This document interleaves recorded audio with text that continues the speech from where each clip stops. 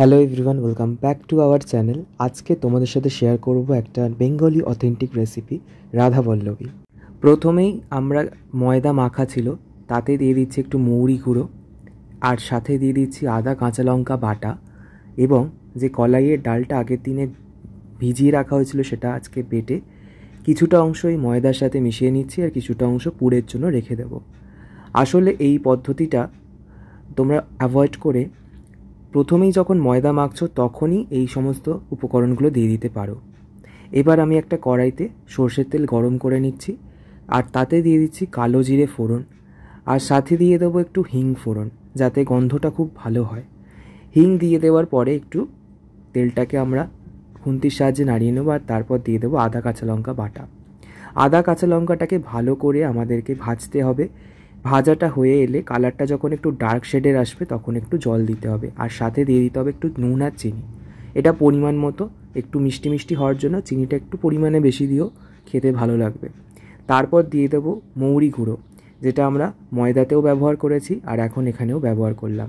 আর same কলাইয়ের ডাল যেটুকু আমি অবশিষ্ট রেখেছিলাম পুরের জন্য, সেটা এখন দিয়ে দিচ্ছি। কলাইয়ের ডাল কিন্তু খুবই চিটচিটে, এটা তোমরা বেশিক্ষণ বাইরে রেখে দিলে দেখতে পাবে যে খুব তাড়াতাড়ি এটা চিটচিটে হয়ে যাচ্ছে আর ভীষণ স্টিকি টাইপের। তাই জন্য এটাকে যখন নাড়বে কড়াইতে একটু অল্প করে জল ব্যবহার করে করে করতে হবে, না হলে কিন্তু দলা পাকিয়ে যাবে আর গন্ধটাও, কাঁচা গন্ধটা কাটবে না।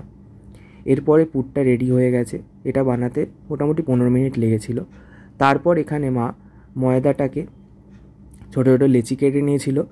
লেচি কেটে ছোট ছোট বলবো না, কারণ রাধা বল্লভীর জন্য একটু বড় সাইজেরই লেচি কাটা হয়, যাতে পুরটা কোনোভাবে না বাইরে বেরিয়ে যায় অথচ সুন্দরভাবে এটা ফোলেও।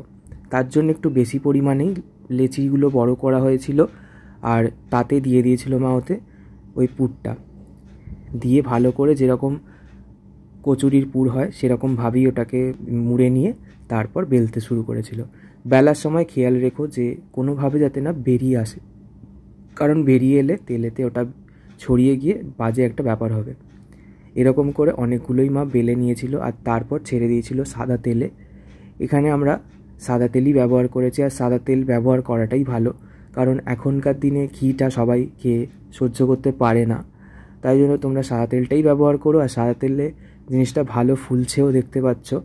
আর ট্রাস্ট মি, একটা রাধা বল্লভীও কিন্তু মানে ফোলেনি এরকম হয়নি, প্রত্যেকটা রাধা বল্লভী খুব সুন্দর করে ফুলেছিল আর খেতে অসম্ভব ভালো হয়েছিল। এই আজকের রান্নাটা আমি আর মা দুজনে মিলেই করলাম। ভিডিওটা যদি ভালো লেগে থাকে তোমরা চ্যানেলটাকে সাবস্ক্রাইব করে আমাদের পাশে থেকে। আবার দেখা হচ্ছে নতুন রেসিপিতে।